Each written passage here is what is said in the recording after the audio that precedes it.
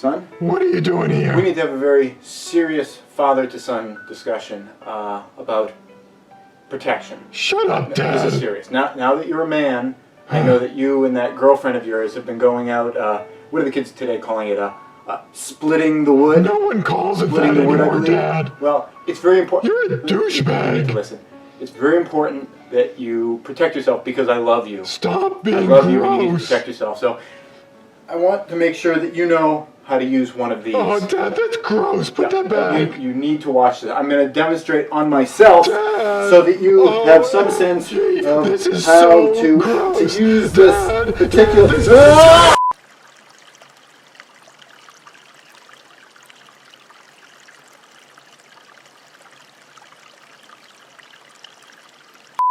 Hey YouTube, this is Praxis Prepper, and this week I'm on vacation here at Yellowstone National Park. If you've never been, it is a really interesting geological area because the entire park is located on top of the caldera of a massive supervolcano that only erupts every 600,000 years. While I'm here, this week, it had to erupt this week while I'm here. That's perfect timing. That's great. Well, as soon as that shockwave hits, I'm gonna get fried, so I guess since I'm gonna die anyway, I might as well take this opportunity to get a few things off my chest. The big one really is that it's been a secret, but I guess I'll share it now. I'm quad-gendered polyamorous. Even I don't really understand what the quad-gendered part means, but polyamorous means that I am sexually attracted to plastic. I wanted to share that because... What happened? Well, the effect was going to be too time-consuming if it hit the tree line, so we decided to stop it before the tree line. Oh. So that means I'm not going to die? Yeah, you're good. What was that sexual peculiarity you were talking about? Well... What was that all about? This is a joke. I was just... A joke, yeah? Just fooling. Mm-hmm. Just fooling around. I'm totally normal. Totally normal.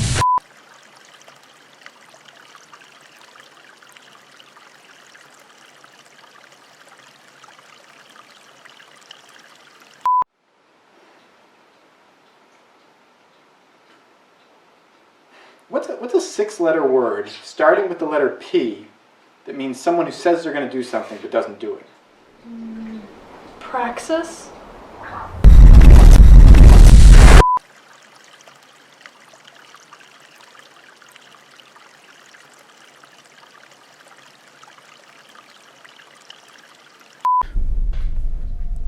This is video log number 100. It's been 100 days since the aliens invaded and dropped the bird flu-infested clown zombies. I was prepared for that contingency. As a prepper, of course, you would prepare for that. So the very next day, I started my fortifications and, of course, gardening. Now, I'd never gardened before. It's been a bit of a rough go. Steep learning curve, I suppose. But this morning, I finally started reaping the rewards from that garden. I just harvested 20 pumpkins. This is the largest of the pumpkins. This is smaller than I anticipated. I don't know if this is going to work out.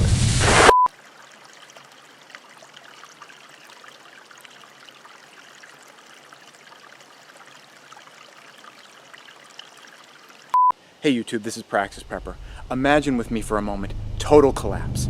Total Teotihuacan. Total Teotihuacan. The end of the world as we know it.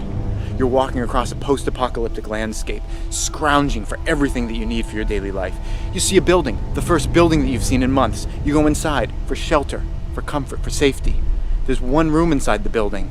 Has scientific markings on it. There's electricity running into the room. There's still some lights on inside. You go in there, bright flashing lights, electricity! That was a time machine. You just walked into a time machine and now you're 100,000 years into the future. What are you gonna do now? Now it's even more total Teotihuacan. More total Teotihuacan. It's a post-apocalyptic landscape. There's nothing anymore. These peaches you see behind me, they're gone! Extinct. You do find one can, a can of delicious food. You open it up with your can opener that you happen to have in your pocket when you walked into the time machine. You open it up. It's a delicious soup-like material. But you don't have a spoon. There's no spoons. Spoons are gone. Are you gonna suffer the indignity of trying to drink it out of the can? No. You need a spoon, but you don't have one. Are you gonna starve to death? What are you gonna do? What are you gonna do, asshole?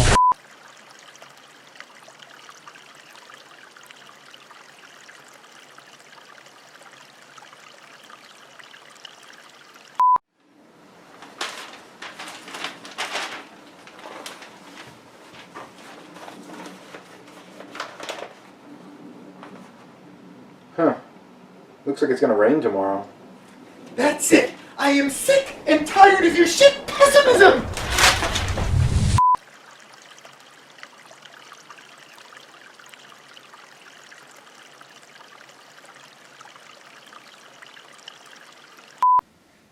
Have we survived yet? No, not yet.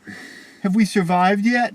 No. Have we survived yet? Have we survived No. yet? Have we survived No. yet? Have we survived No. yet? Have we No. survived yet? No. Have we survived yet?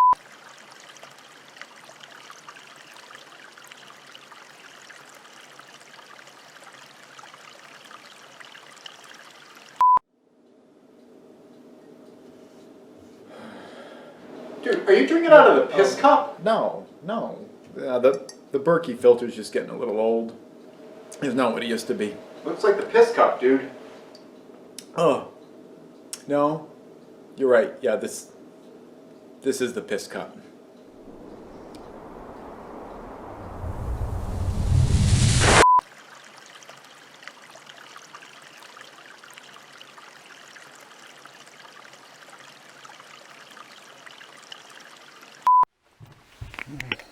What are you doing? Oh, it's just an antibiotic. What do I need that shit for?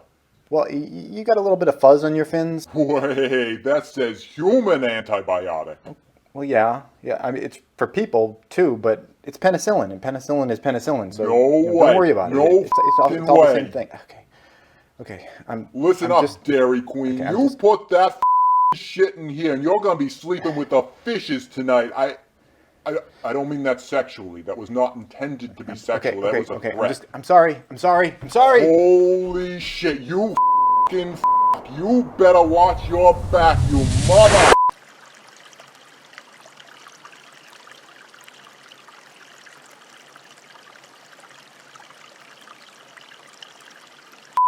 Hey YouTube, this is Praxis Prepper. On a recent alien invasion episode, I used a Faraday trash can to protect some of my electronic devices. Now, I got a lot of questions about... What are you doing? I told you to stay in my childhood. I told you to stay in my childhood. The power of Fred compels you. The power of Fred compels you. The power of Fred compels you. The power of Fred...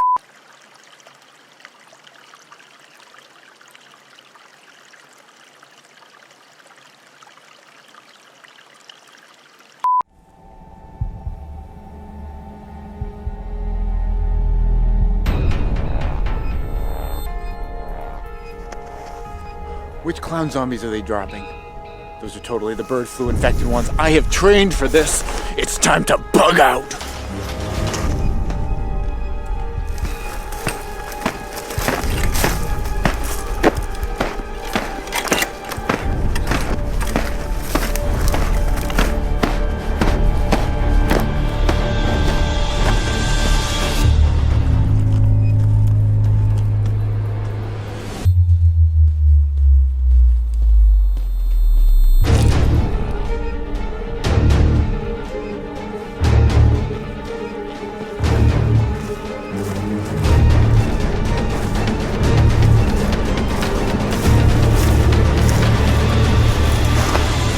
Oh yeah, we're out in the wild now. We're getting out there. Shit.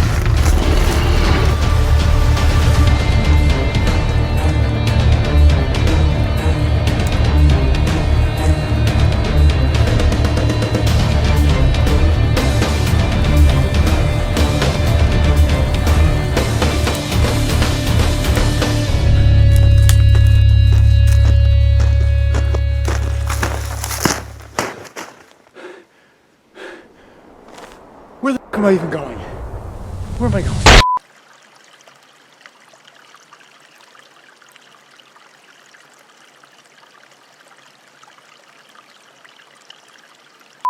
right, ladies and gentlemen, tonight we're talking about the power of prepping, the wisdom of being prepared for life. We're talking about the story of Bear Grylls.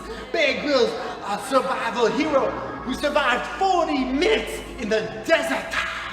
That's right, that morning he woke up in his hotel room. He went down to the production meeting with all the rest of the crew. Did he have a full crew breakfast? He had a continental breakfast, just a continental breakfast of waffles, toast, bacon, eggs, coffee. Someone give me an amen. He was starving with this scant breakfast. The production crew had warm coats on. It was very cold that morning. But did Bear Grylls have a production coat? No, he had his costume. He was suffering in his costume. He had hand warmers in his pockets and his boots and all up and down his back. But other than that, he was suffering, surviving in the wilderness. Someone give me an amen. Hold on, hold on. I'm feeling the power of prepping. It's telling me somewhere in the audience there's an unbeliever, somebody who doesn't believe in the wisdom of prepping. But don't worry. Someone give me an amen. Someone give me an amen. Give me an hallelujah. That's right. We're gonna turn them into a believer.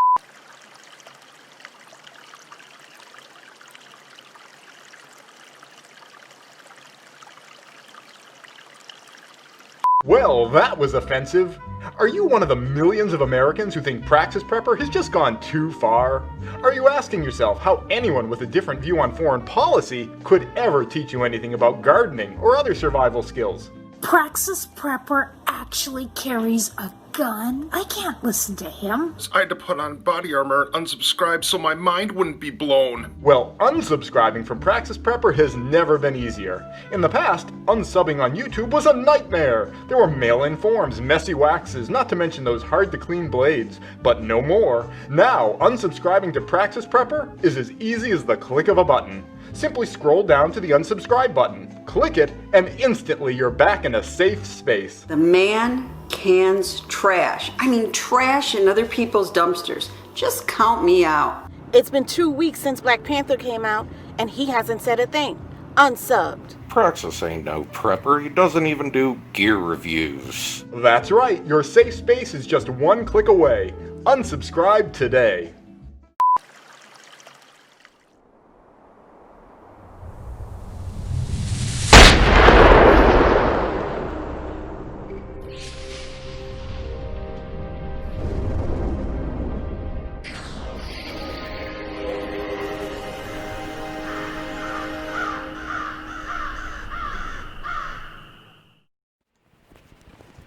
What are you doing? This isn't going well. It's off to a bad start already. Hey, welcome to the live stream for the Project Homestead series. If you're new to the live stream, and I'm not sure how many people are here yet, let me know if you're here so we can say hi to you. What we do here is answer any questions that you guys have about emergency preparedness, prepping, or specifically for this series about building your own homestead. It's something I've done a couple of times in the past. I'm in the middle on day 560 something of doing it again. I've got a lot of experience, a lot of trial, and a lot of error, and I'd love to share all that stuff with you guys. Specifically, this time we kind of have a bit of a theme. I didn't have a chance to do my tea bagging from earlier. I have no idea how old these guys are. I'm just gonna try to manipulate them in here while we go. Okay. But today I wanted to talk, about the idea of getting ready for this fall. I know we've done a couple of different episodes on that, and I realize I'm already losing credibility with anyone, just people watching me do this. But today I wanted to talk about the idea of, what types of things that we should be maybe trying to acquire for ourselves. There's a lot of, advice out there about getting a bug out bag, getting dehydrated food and all of this. But there are some more simple things that you can jump right in on and things that give you an awful lot of mileage. And I'll just give you one example. And you saw it earlier in the, if you watched it, the announcement that this live stream was going on, that big parabolic solar cooker. Now that parabolic solar cooker, it costs a bit of money. It was almost $500 when I bought it. And that's like, wow, that's crazy. But where am I going to go with this? That's a lot of money for a giant mirror. Well, but if you compare that to the cost of buying an actual oven, that's pretty darn cheap. And if you're getting the utility out of it that you might get out of an actual oven, then it starts to make things seem a little bit more worthwhile, in addition to the fact that the energy for the parabolic solar cooker is completely free. And that's something that I've been using a lot while I've been building at the new homestead. While we didn't have electricity there, I was able to boil water, and I was able to have tea or coffee or any type of warm beverage that you're looking to acquire for yourself. But in an emergency situation, I'd have the ability to really easily boil water to sanitize it if I wasn't quite sure about how safe the water was. I know a lot of people talk about stacking water as a a preparedness kind of technique or tactic, is just storing a lot of water. And I'm not a huge fan of storing water for a couple of reasons. One, I live in New England and it's pretty much always wet here. I mean, you don't have to wait that long between rainstorms. This season's been particularly dry, but we get streams all over the place. We always have access to water, so you can always kind of get it. And water's really big. You need a lot of it, and it's not like gold. You can't hide it under your bed, and it's like, I'm good for a year. I got all the water I need under my bed. So that's one of the reasons I don't, store water. But if you do store water and it's been there for a while, and maybe you packed it yourself, and you're not sure about how safe it is, if you boil it, you know that you're not going to get intestinal giardia or whatever kind of crazy things that you might be able to pick up from dirty water. So one of the things that I like is preps that you can use during an emergency, but are also things that can save you money right now during... I can't even say that anymore. That's like kind of a go-to line for me, is to talk about like things that are good during an emergency and during normal times. But we're not actually in normal times right now, are we? Yeah. More normal than we're going to be in about 6 months, I'd suggest. But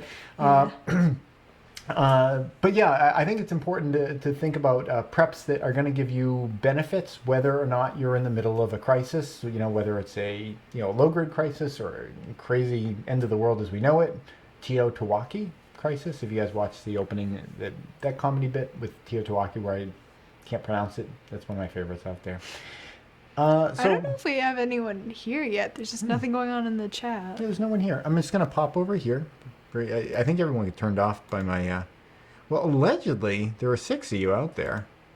So, show us some love here. Let's bring that back. Because that's the big thing that I like to do during these live streams, is answer any questions that you guys have. Because my regular, Friday videos are me just talking about whatever I think might be useful to you guys. But if you have specific questions about, like, how do I get land if I wanted to build my own homestead? How do I start the process of building my own homestead? What are, some beginning things that I might be able to grab for myself if I want to make things a little bit better? And that's really key, is the idea of not thinking of yourself as either being a prepper or a non-prepper. But there are, shades of gray, and there's a transition period. And even people that are in the prepping community, myself, I know a Canadian prepper. He's got a really big channel right now. It really blew up after the coronavirus situation. Even he himself, who has, I don't know, he's got like 500,000 subscribers or something like that. He'll always talk about how this is a journey for him, and he's learning new things every day, and he's always trying to improve his situation. Oh, we got some people. So we got Skull and X. Thank you for joining us. And Oily Prepper. There's someone new that I haven't seen before. Oily's Humble Home. The Oily Prepper. Well, welcome. I'm curious as to why you refer to yourself as being oily. I don't know. I'd love to hear about that. But yeah, this is a journey for all of us where you don't have to be, either, you're 100% prepper or you're completely unprepared. Even just getting, let's start from someone who's completely unprepared. Even just getting a little bit of water, like say 5 gallons of water that you're going to stick in your closet or something like that. If there were ever an emergency where, the power goes out, the biggest complaint I get from people in comments, whenever I mention the idea of having some way of sanitizing water or storing water, the biggest complaint I get from people is it's coronavirus. Why would the water go out? Or, it's wildfire. Why would the water go out? People seem to think that water just magically comes out of your faucet, and I get maybe some people have a magical faucet, but For myself, I have a well, and the well requires electricity, which has to come from somewhere. And if that somewhere breaks down and the well doesn't get powered, then I don't get water. At the temporary house that I'm at right now, when we're the homestead that we're building, we're going to be off grid, and we're going to be able to pump water, whether the utility companies are working or not. But even people, there are people that are even more, on the edge than that. People who live in a city. There are all sorts of levels of situations that can happen, whether the water in your city gets contaminated or whatever. There are all sorts of reasons why you might want to have water in your house. And if you get yourself some water, you are better off than you would be if you didn't. If you get into that situation where, oh my God, I can't use the water from my tap, if you hadn't made that prep, you're like, what do I do now? But if you had made that prep, you're like, I got 5 gallons. I got days to think about this, and then I'll figure it out. So shades of gray. Anything you can do to improve your situation makes you that much better. Do we have some? We got a couple of questions. Okay. One of them is, how do you clean your water barrels? How do I clean my water barrels? I wonder which water barrels we're talking about here. Are we talking about rainwater barrels? Could you clarify that, and I'll do the other question first. Okay. The other question is, what are you most worried about for the fall and winter? Okay, okay, I'm gonna start with that one, and then we'll get back to the water barrels question in a little bit, unless they already answered. Wait. Because that's a quick one. The one attached to my pump gets built up quite quickly. My sump pump. The one attached to my sump pump gets built up. Yes, rain. Rain barrels. Okay, we're talking about rain barrels. I don't know what we're going to talk about sub pumps and everything. Well, okay. The secret to how I clean my rain barrels is that I use my rain barrels for watering the garden, so I don't clean them. I just, anything that grows in there, it's organic material, and it just, flows through the hose. And I guess if you were going to use rain barrels for drinking water, honestly, I really wouldn't worry about it, because you're going to be filtering the stuff anyway. If you wanted to collect rainwater for drinking water purposes, and you're collecting that in a rain barrel, I would say, well, first off, I would say you might want to question whether you're collecting that water from an asphalt roof. A lot of people have roofs that are made out of, it's the regular stuff you see roofs made out of. It's like that gritty material. It's essentially tar paper. So the rain falls clean from the skies, as much as you can say that these days, hits the asphalt roofing material, and it's essentially on petroleum paper, and it rolls off, and maybe it absorbs some chemicals from the petroleum paper, the tar paper, or maybe it doesn't.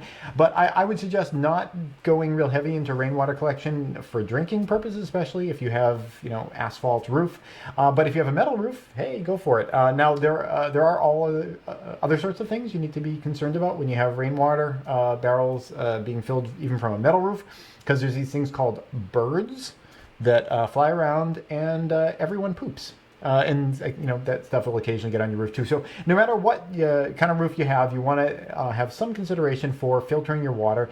And the best way to do it is with some kind of like a commercial filter that you can just buy, like a Berkey filter. Or they're really easy. They're not the cheapest things out there, but you can get a Berkey filter, put water in, and it will just clean everything out of it for you, make it safe. But because they're very expensive, it's a great idea to try to pre-filter your water. You want to make the job of the water filter as easy as possible, because if you have a Berkey filter and you're putting through pretty much pristine water, it's going to last a long time. If you're putting through, let's say you shit right into it, okay? You shit right into it and you vomit it. Okay, you get the idea. Stop. It's going to clog up a little bit faster. So the cleaner you can get the material that you're putting into your Berkey, you're welcome. You're welcome. I'm done.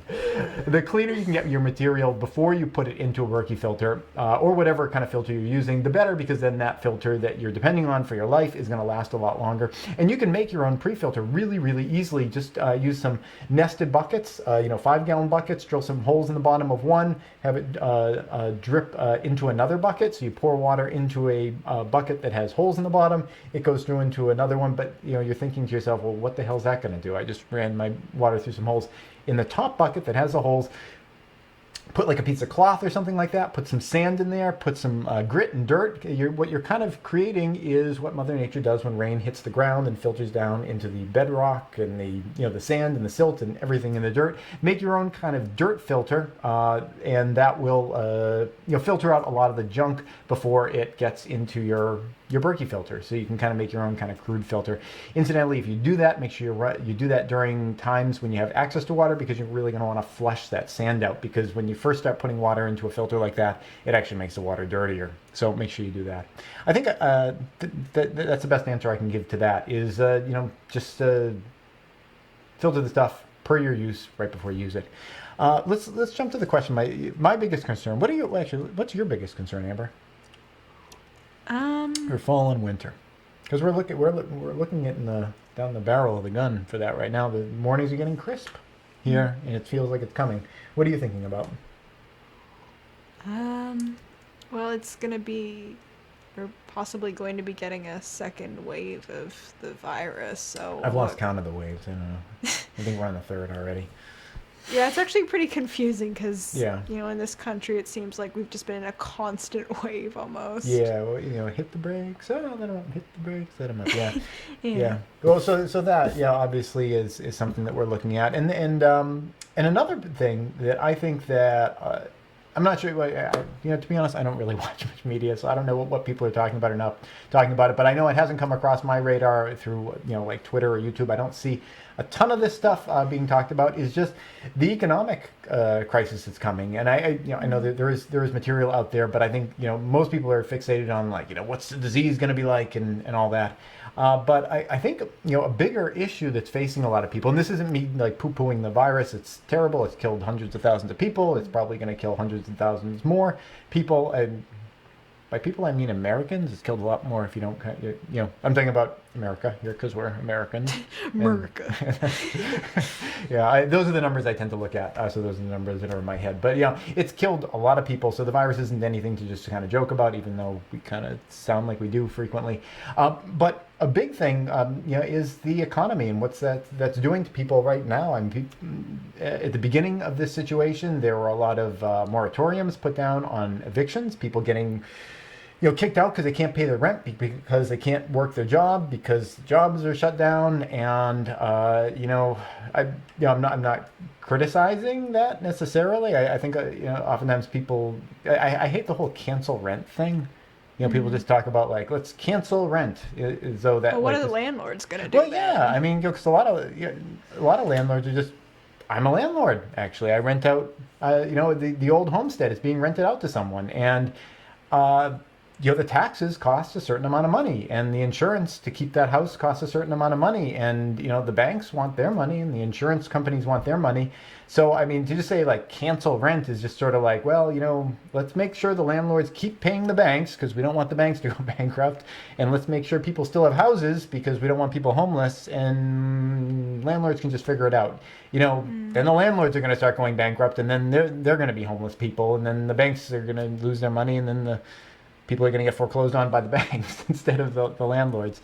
So, the economic crisis, I think, is a real one. We have to keep our eyes on that. People, we've been seeing, protests, and this is all getting, kind of piled up in this big messy pile where there's people protesting, the abuses by, certain police officers and certain systems that support them. And, but there's kind of this backstory to the whole thing where people aren't going to work as much. They have the time to protest, and because the things that people are protesting have been happening for a long time, but it's now people are out there, and I think to some degree it's because they have more free time and they're angry about other things, and that anger is getting funneled into this thing. Not that thing, the idea of police abuses is anything imagined. I mean, it's certainly something that occurs and everything, but I think that the reason that there's so much focus on it now, as opposed to all the past when there were terrible things that had happened in the past, is that people have that free time, they have that anger, and it's being channeled, and that anger is going to find its avenue. At the moment, it's being targeted at public officials and the policing system and stuff like that. But I would anticipate that that's going to broaden, and it's going to go off in different directions. And and it's going to have more people getting added to it, because as you have people losing their houses, losing their income, losing their safety and security and their food supply, people get angry, and they may not be justified. I'm not saying that they're not justified, but even if they're not justified, even if they're just angry people being angry for whatever reason, that still doesn't stop the brick that they threw from flying through the air and hitting your head. So it's something to be concerned about. Somebody in the comments said, I'm pretty sure we are heading for another Great Depression that will dwarf the first one. Well, yeah, and there's reason to feel that way, really. I mean, I think that the big reason why, if we head down that road, and the only reason that I think we would not head down that road is if we find some way of kicking the can down further down the road, to keep, mix my metaphors up. Because, I mean, there are so many things that are just over leveraged, and there's so much debt, and, there's going to be a day of reckoning for that. It can't just go up, on forever. Eventually there's going to be a day of reckoning. Maybe it's soon, maybe it's not soon. It feels like it's soon, but things have felt like imminent in the past, and they haven't happened. So it's good to kind of keep a broader mind and be like, okay, this is something that could happen. This is something maybe that's even likely, but don't put all your eggs in one basket. At least I don't like to. But one reason for a particular concern about this economic downturn, we're certainly headed for an economic downturn, is that never before has the world been as connected as it is right now, and the entire world is simultaneously being impacted by this situation. In the past, there'd be one region that would have an issue, or multiple regions, like World War II. It was like the entire world was wrecked except for America, and that propelled America into this golden age of Kizash and whatnot. But at the moment, it's the entire planet kind of hurtling down this tunnel together, and we've never really ever done that before. So this is unprecedented in that respect, and that's something that I think everyone needs to be focused on. And the way that you address that is by, I think, being diverse with your planning, with your preps.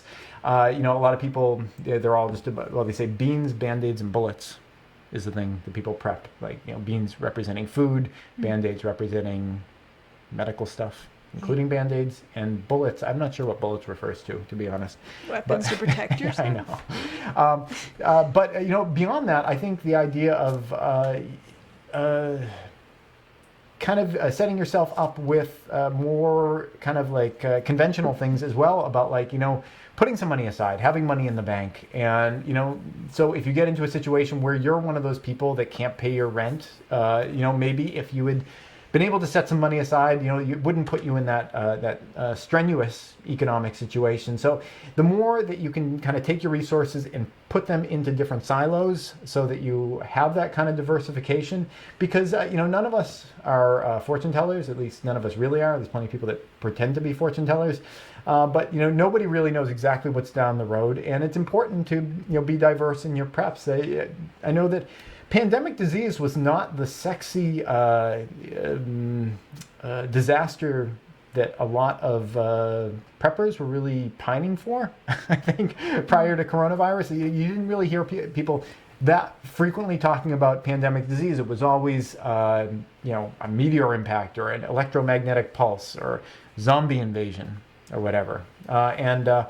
Pandemic disease, while it was something that a lot of people had thought about and was kind of on people's radar, it wasn't a huge thing for a lot of people. I mean, people were building, bomb shelters, spending a lot of money, building that kind of thing, and they didn't have N95 masks when the pandemic rolled out. So it's important to be diverse with whatever preparedness measures you're taking into account, and try to, like I was saying earlier, find preps that are going to benefit you in multiple ways, so that kind of no matter what happens, that prep is going to be useful, even if nothing happens. And I know at the moment I can't say that nothing happens, because we're already in the middle of something at the moment. But it's nice to be diverse with your preps, and one of those is food, because food, as long as it doesn't go bad, is something that you can use, whatever the situation, unless we get invaded and there's some sort of like energy wave from the aliens, and they make it so that like we don't have to eat anymore. Under that one circumstance, I guess. Yeah, food would be superfluous. Do we have another question? Oh, who else we have? We got the Crowflies here and SV. Did Oily ever explain their screen name? I'd be interested in that. And Elizabeth S is here. They did. They said, I started out on YouTube teaching folks how to use essential oils. Okay, hence Oily. Okay, cool. Did we have something else? Not exactly a question, but somebody's saying, if you've been keeping up with the news regarding this, it is really looking like we might be heading to war with China next year. Possibly a world war. Yeah, it's so hard to read those tea leaves. I mean, it all comes down to, what is in the interest of the people who are in power, really, I think, to be cynical about it. And, the interest of people in power, changes from time to time, depending on who's there. It's difficult. I mean, the way I prepare for war is the same way I prepare for economic downturns is, just have stuff available to yourself so that you can kind of hunker down a little bit.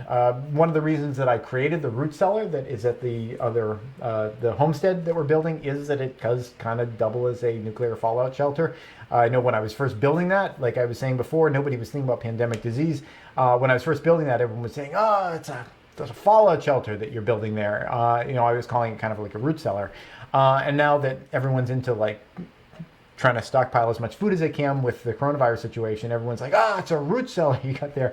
So I like to focus on things that have multiple uses and can be implemented as part of your survival strategy, whatever the situation is. So yeah, I mean, looking down the gun of a potential war, it's so hard to prophesize that, and I wouldn't want to pretend that I can, but it is something that I have in the back of my mind. It's something that we kind of prepare for, but to some degree, it's kind of a roll of the dice on that stuff. I do have a video I want to share with you guys too.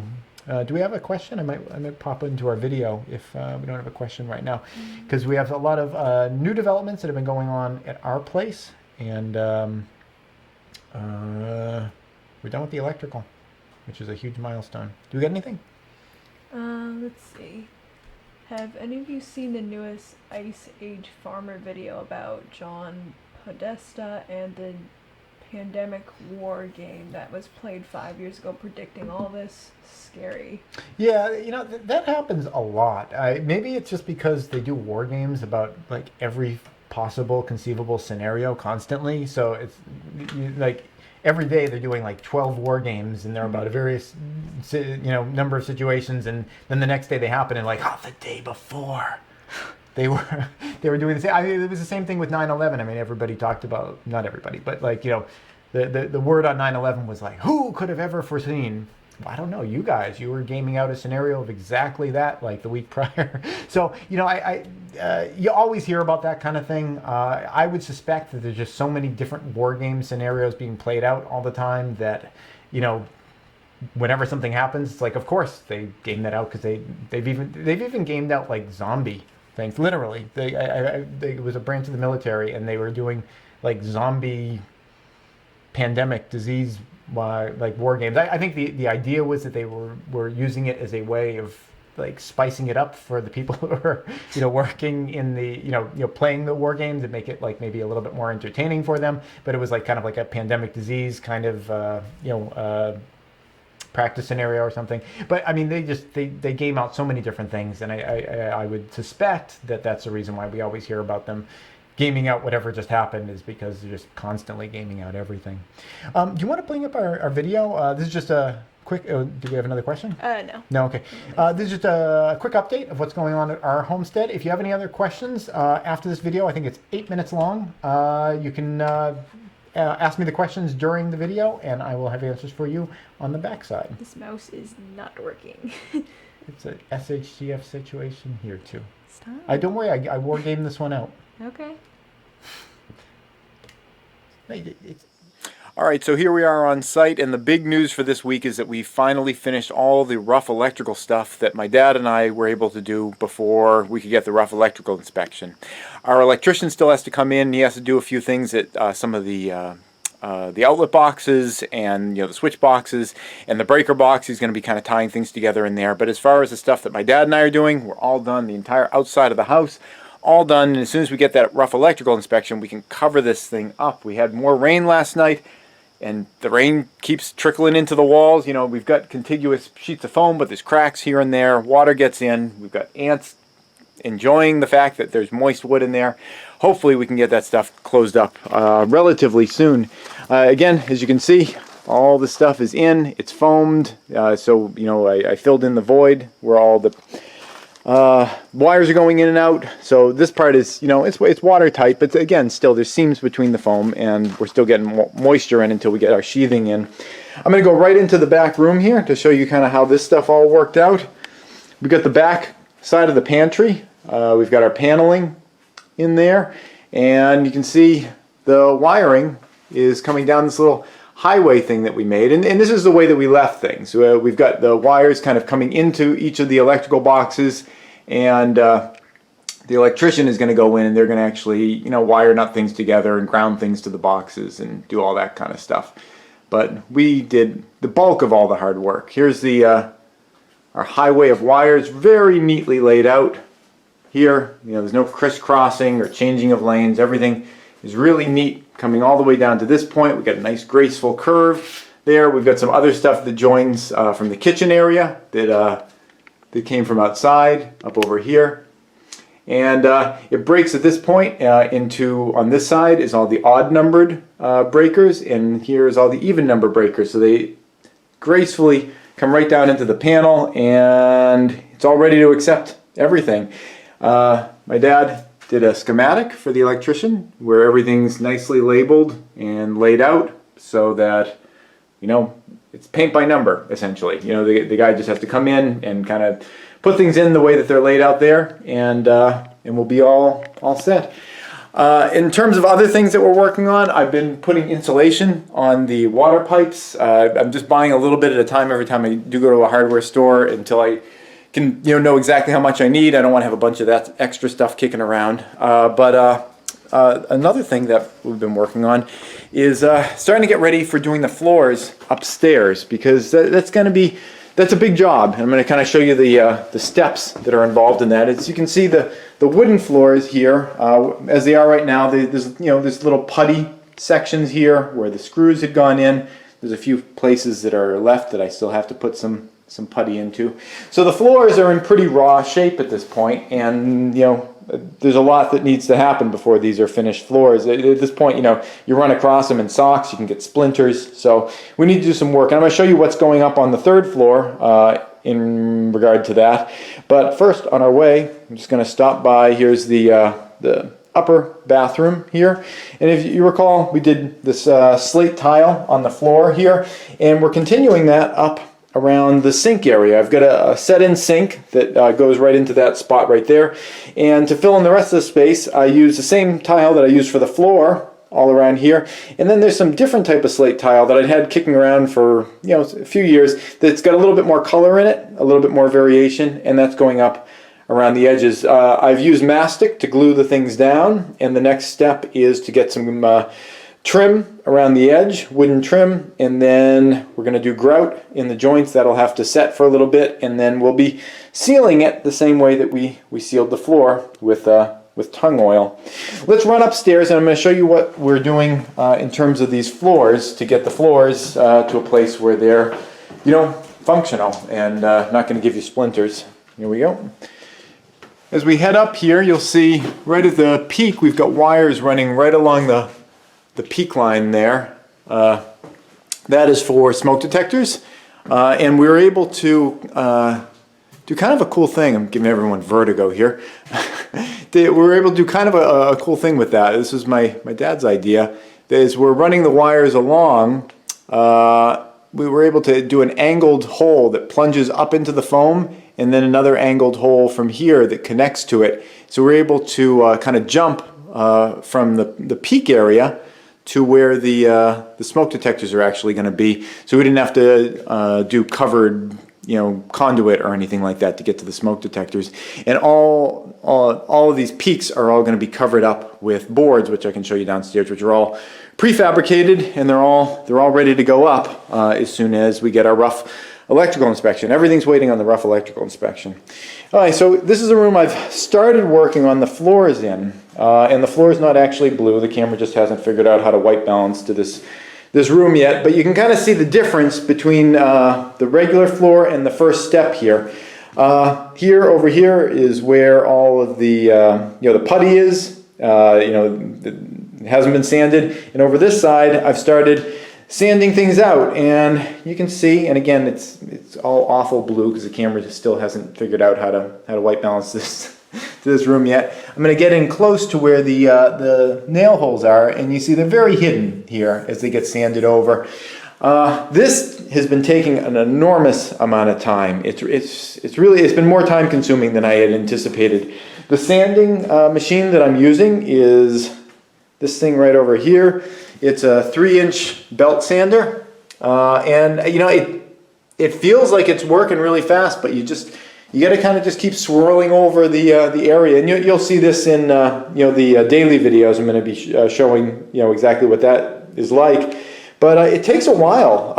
Like this section right here between these two posts and out about to this area right here.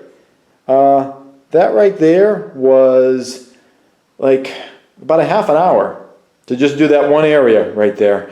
And you look at what a small fraction of the entire job that is, and just use multiplication and you'll figure out there's a lot of work here. And it's mostly just getting the boards so that they're smooth with each other. You can look down here and you can see like this side here really got sanded down, and this side here didn't really get touched very much. So this side here was higher and this side was lower, and it's really just a matter of going over the boards and waiting for the boards to just kind of smooth out. And I'm being more aggressive on this pass because there's going to be several sanding passes, and this is the one that really needs to get everything into just being smooth and level with everything else.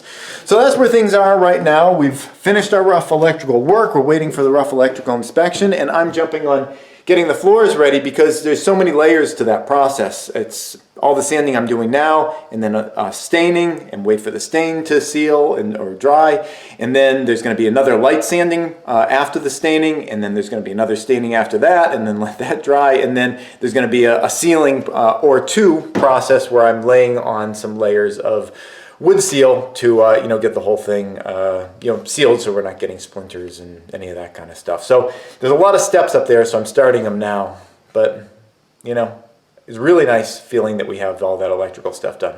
Let's go back to the live stream. Hey, welcome back, and I wanted to welcome Morning Light and Todd for joining us. So we do have a little bit more chat. I noticed there weren't any specific questions other than one that was aimed at Todd, and he's a great person to ask. My impression of Todd from comments that he's left is that he's very knowledgeable. He's been doing this kind of stuff for a while, so if you want to attack Todd and ask him all your questions, I'm sure he wouldn't mind that at all. I would offer my own suggestion of what I've done for my creaky floors, and I'm not saying this would necessarily work for you. I'm in the constructing process, so maybe this is a more appropriate solution. What I've done is wherever I found that there were creaking boards, I took 3.5-inch long screws and stuck them in all around that area, and then you can see I'm puttying them up, and then I'm going to sand it all down. That's what I did. If you have finished floors, maybe that's not the solution for you. But I don't think we didn't have any other questions that popped up, right? I don't think so. No, okay. None other than the ones directed at Todd. Yeah. All right. Well, you guys can just all attack Todd, and I appreciate. What's that? It's a weird thing. I don't know.